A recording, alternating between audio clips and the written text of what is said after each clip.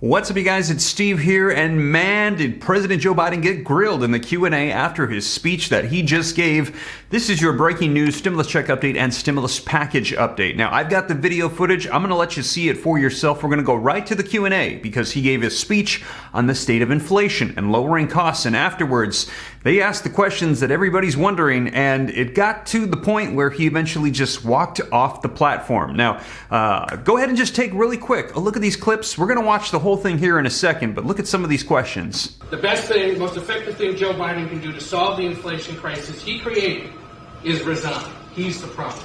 Mr. President, why do you believe so many Americans believe that your administration is not doing enough to combat inflation? And do you believe that you and your administration bear some measure of responsibility for the inflation that we're seeing across the country?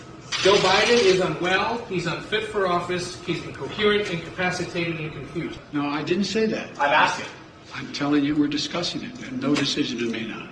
Mr. President, thank you guys. That's a wrap. Should Americans be prepared to pay this much at the pump? So there you have it. Now, we're going to be taking a look at the Q&A because that is where a lot of the questions that people want to know popped up during the speech. I can pretty much summarize it for you. He said that at this time, they are blaming the record high inflation on the war in Russia and Ukraine, and also on the GOP for not cooperating to pass through legislation. And he said they're going to be doing everything they can to try to get things through to help out at this time.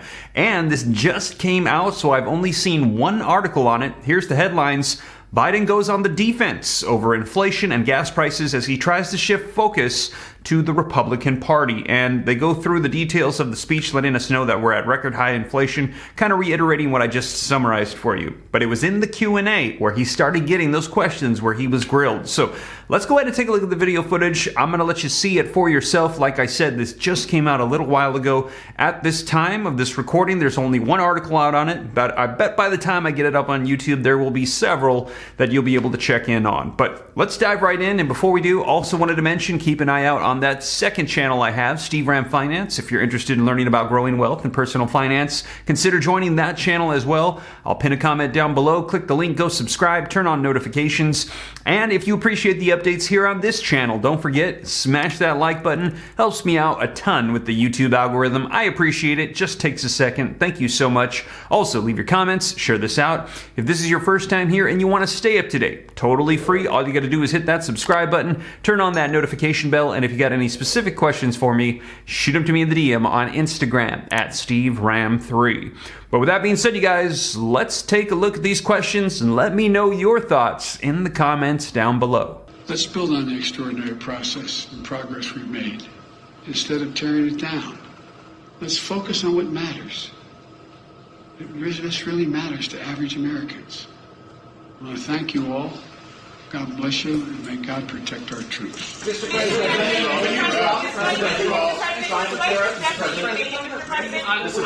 why do you're going to ask me about what I spoke about?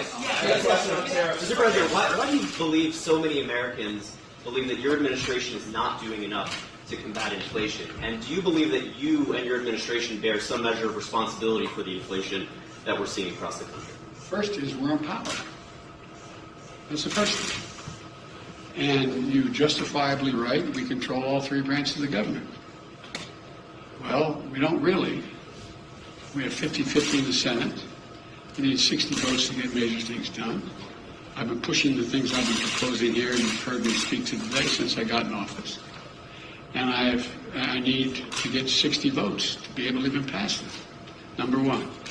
Number two, I think that, they're not focused. All they're focused on, understandably, is the problem they're facing. They get a 5.5% raise, an average raise in their salaries, and yet inflation exceeds that. And they look around the world, and they know that a lot of it's extremely complicated. And so they're frustrated, and I don't blame them. I really don't blame them. There's a lot we have to do. But you know as well, I shouldn't say you, I think what I have to do is explain in simple, straightforward language what's going on. Like, the reason why 30% of the inflation last year is because automobiles cost more. Why'd they cost more? They couldn't get the computer chips to make them. People were making a lot more money. They wanted to buy the automobiles, they couldn't buy them because the costs went up so high because there were so few of them. The same way this year. The same way this year, the reason why prices are up. They understand, but they don't. Look, most people, the vast majority of Americans are hoping that their government just takes care of the problem. And they don't have to think about it in detail at the kitchen table, at the dinner table. And that's understandable, no matter what their background. But right now, it's confusing. There's a war in Ukraine. And they're scratching their heads like, what the heck is Russia doing? Should we be helping? They think we should be helping the innocent Ukrainians. But what impact does that have? Do you think the average person, whether they have a PhD or they have any other job, sits and thinks, wow, there's thousands of tons of grain in elevators in Ukraine. They can't get out. Ukraine's one of the biggest producers of corn and wheat. I wonder whether that's the reason why prices are up. And do you take any responsibility for the inflation in this country? Do you take any responsibility for your policies? I think our policies help, not hurt. Think about what they say. The vast majority of the economists think that this is going to be a real tough problem to solve, but it's not because of spending. We brought down the deficit. The bottom line is, how much does America owe? How much in the hole are we going? We're reducing that. You have retail gasoline prices and diesel prices at record highs. Yes. Yet you have yet to ask Americans to consume less. You're a train guy. Have you ever thought of your administration asking Americans to drive less, to take public transport? Well, if you ever raised a family like mine, you don't have to tell them. They're doing everything in their power to figure out how not to have to show up at the gas pump. That's why, for example, one of the things that's going to help a lot, but it's going to take time, is our infrastructure bill. The truth is, they don't have that many options in terms of transportation around the country right now. If you live in the Northeast Corridor, you do. If you're driving back and forth between Baltimore, Washington, New York, etc. But you don't have many choices. You don't have a whole lot of choices to deal with other aspects of transportation in terms of local transportation. And so what happens is, and unless they're electric, we find ourselves the cost of flying, buying a ticket on a plane costs more because of gas prices. So this is a process. But it's a process that I've been consistent about, wanting to lower prices and shift to renewable energy so we're not as dependent. I have conversations almost every day. Well, that's an exaggeration. At least twice a week with one of my European counterparts, heads of state. And how can we help them, in fact, wean themselves off of Russian oil because they're so totally dependent. So we're working like the devil to help them transition, because as long as Russia's able to make money selling oil, they're going to continue to be able to do the bad things they're doing. So there's a lot. It's really complicated. I'm not suggesting American people can't understand it. They understand it, but they have, they're working 8-10 hours a day just to put food on the table. And so I think what's happened is we have, in a sense, I never expected, let me say this carefully, I never expected the ultra MAGA Republicans who seem to control the Republican Party now to have been able to control the Republican Party. I never anticipated that happening.